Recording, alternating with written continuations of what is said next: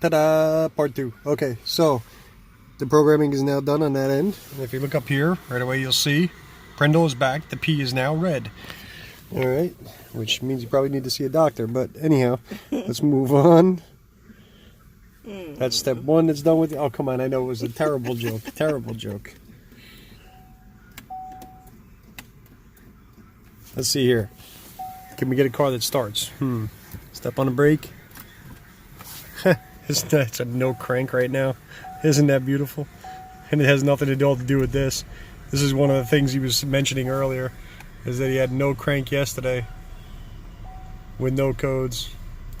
Well, anyhow, since we're in there and that part of it now is programmed, the next step here, you're going to go in there, proceed with the same VIN. And we're going to go to next. And this is one of the few things you can do as far as programming goes. It's not really a programming, but it's a calibration afterwards. But this is doing your setup. So, setup in here, normal, and you're going to have 2 steps. It's going to launch a separate application, if I could get those words out. And you're going to have the 2 options there, transmission oil life reset and transmission fast learn adaptives. Now, here's my suggestion to you. Hold your RPM up, like around 2,000 RPM.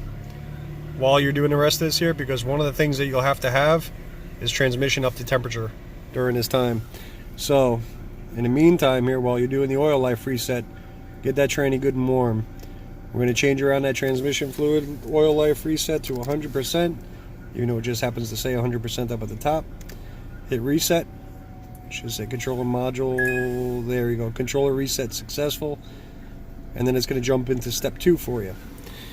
Set your parking brake, block the rear wheels. Parking brake is set right now. We don't need to block the rear wheels. We're not going to go anywhere. And please start the vehicle. Press the setup procedure must be performed with the engine running. And there's our temperature. Whoop! You guys gonna have to pause it back there on that screen then in order to see what the information was. But apparently I had it warm enough already. So now we're going to go in there. We're going to apply the brake pedal, hold the brake pedal, hit OK. And it says this test will cause the vehicle to launch back and forth there. Press and hold, hold the brake pedal and put it into drive. Which we will, if you wouldn't mind holding this, dear. Okay. Thank you. You're welcome. And we're going to drop it down into drive. Now when it's in drive, the RPM is going to kick up and there's going to be some bumping back and forth there, and the tranny's going to be lurching around a little bit. As a matter of fact, you'll be able to see if you watch the RPM there. And what it's doing is it's moving and trying to engage different clutches so that it can do its fast learn adapt. Again, if you're a Chrysler guy, you're very familiar with this.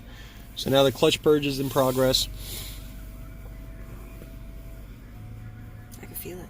Yeah, you're gonna feel it for sure. And then you're gonna get like a little bit of a real thumping at one point here. There you go. That's one.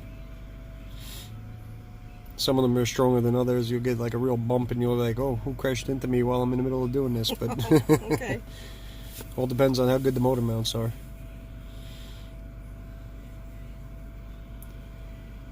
And now it's just a waiting game. Wait for it to finish. And again, if it fails, you're in neutral. Be aware of that. Just like it says there, caution. The vehicle may go into neutral if disconnected or a loss of communication occurs. It should say also if it fails. If that happens to you, which maybe it'll even happen on this one, we'll find out. The one thing you want to do is put it back in park, shut this thing off, and leave it alone for a full minute. Make sure that's the reason why you need to have those wheels blocked, by the way. It's not about the lurching. The lurching isn't going to throw you anywhere at all as long as you got decent brakes.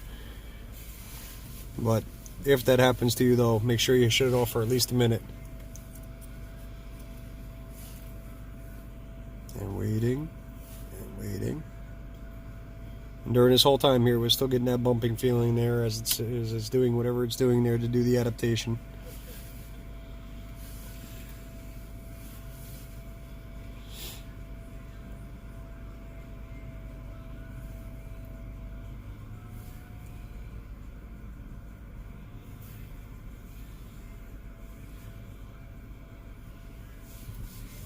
And there goes one of the big thumps. Yep. And another thump. That was a big one.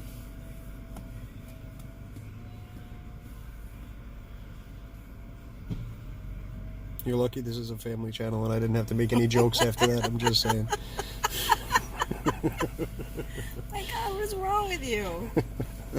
It's boring sitting here looking at a screen and waiting for this thing to finish. Oh.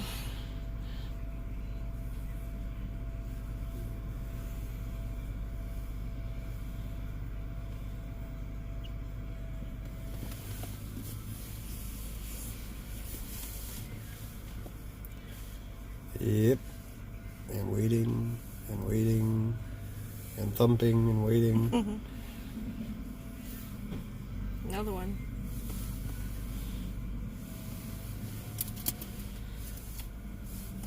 You know, sometimes you're out there on the road and you're driving along and everything, and you know, I get to see all these crazy people driving all day, and today with Deb out there on the road with me and everything, we got to miss we watched a near miss between two cars, one guy going about 30 miles an hour and another one pulling out of a parking spot, not even looking in that same direction. And I'd say they probably missed each other by about 4 inches. Maybe. You know.